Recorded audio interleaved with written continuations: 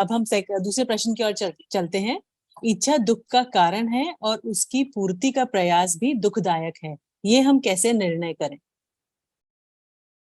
तो इसका थोड़ा कंटिन्यूएशन ही है कि अब हम एनालाइज करें कि मुझे इच्छा उत्पन्न ही क्यों होती है। उत्पन्न क्यों होती है इच्छाएं? क्योंकि मुझे लगता है कि परद्रव्य में सुख है, राइट। तो मोक्षमार्ग प्रकाशक जी में बहुत ही सुंदर विवेचन है तीसरे अधिकार के अंत में कि इच्छा उत्पन्न होने से क्या होता है, आकुलता जेनरेट होती है। और आकुलता मतलब दुख। अभी हमने समझा निराकुलता मतलब सुख, तो आकुलता मतलब दुख।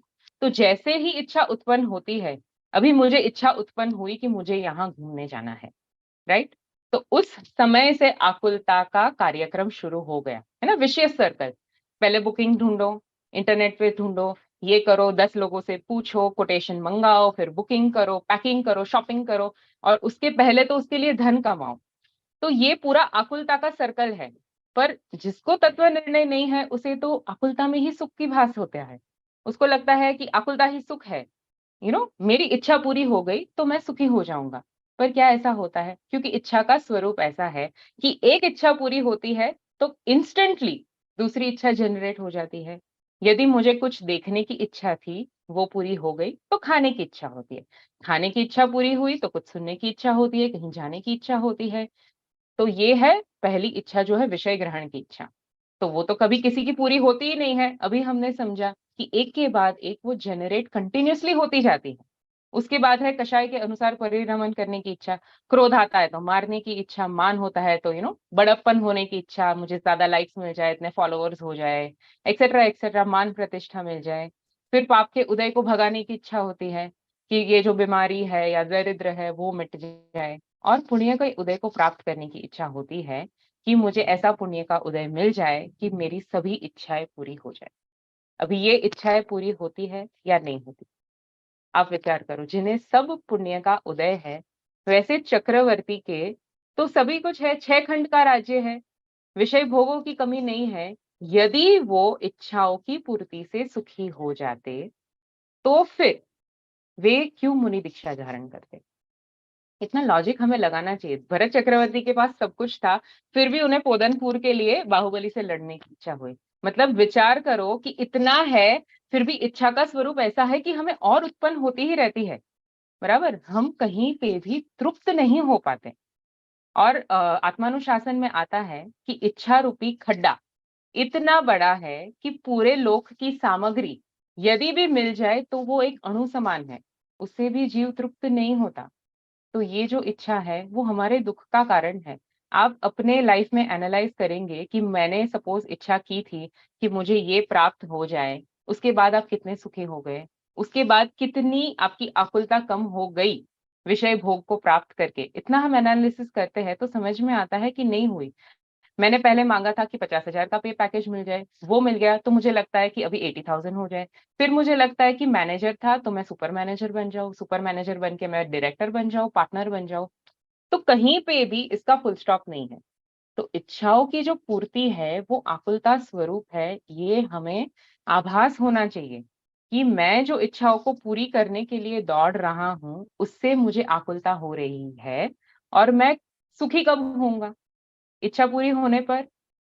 इच्छा पूरी होने पर कोई सुखी होता है? नहीं होऊंगा, क्योंकि और इच्छा बढ़ेगी। मैं सुखी तभी होऊंगा जब इन इच्छाओं का अभाव हो जाएगा।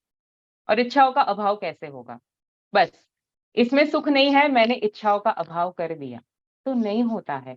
जहां भगवान आत्मा का आश्रय होता है, मुझे अपने में ही सुख दिखता है, वो अतीन्द्रिय आनंद मुझ में है, ऐसा मुझे विश्वास होता है। कैसे विश्वास होगा? आत्मानुभव पूर्वक विश्वास होता है कि जो मैं बाहर में खोज रहा हूं, वो आनंद का धाम मैं स्वयं हूँ। वो सुख मेरे भीतर भरा पड़ा है। बाहर की जो भी नाना मोटा सुख है, उससे मुझे कुछ नहीं प्राप्त हो रहा है, उससे तो मैं आकुलित हो रहा हूँ। और अंतरंग में मेरा स्वभाव ज्ञान आनंद अनंत गुणों से भरा हुआ है। उसी में जब मुझे तृप्ति है, ऐसा विकल्पात्मक भी निर्णय होता है, तभी इच्छाएं कम होती है। इच्छाओं को देखकर तो इच्छाएं कम नहीं होंगी, ऐसे थोड़ा दब जाएंगी। किसी को हम बोलेंगे कि ये सब करने से पाप होता है, तो वो क्या करेगा, चलो सब छोड़ छाड़ दो, आज उपवास कर लेते हैं, खाने की इच्छा बुरी है। पर उससे परमानेंट सोल्यूशन नहीं है।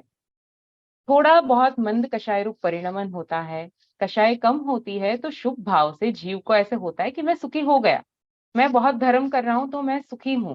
पर वास्तव में वो सुखी नहीं हो पाता है, क्योंकि इच्छाओं का अभाव जब तक आत्मानुभव नहीं होता, सम्यक दर्शन प्राप्त नहीं होता, तो इन रियल ऑन पेपर तो इच्छाओं का अभाव होता ही नहीं है। तो यदि हमें सुखी होना है, यदि हमें सुख की कामना है, तो हमें ये निर्णय करना होगा कि मुझे आत्मानुभव करना है, रत्नत्रय प्रकट करना है, और उसके बाय प्रोडक्ट में ये इच्छा रूपी कषाय जो है वो क्रमशः घटती जाएगी, एक साथ तो नहीं होगी। शुभ भाव रूप इच्छा तो ज्ञानियों के भी होती है, पर यहाँ तो हमने मोटा मोटी अशुभ रूप जो इच्छाएं है विषय ग्रहण की और उन्हीं की चर्चा की। तो उन इच्छाओं से मैं निरंतर आकुलित होते रहता हूँ, वो मुझे चैन से नहीं रहने देती है। ऐसा जब हम निर्णय करते हैं तो ये निर्णय होता है आत्मानुभव पूर्वक। हमें भगवान आत्मा के स्वरूप का चिंतन होता है, उसका विश्वास होता है, कुछ 7 तत्वार्थों का जब श्रद्धान होता है कि आश्रव और बंध जो शुभाशुभ रूप भाव है उसमें सुख नहीं है, सुख तो मेरे निजानंद भगवान में ही है, तभी सभी इच्छाओं का अभाव हो जाता है और जीव पूर्ण सुखी हो जाता है।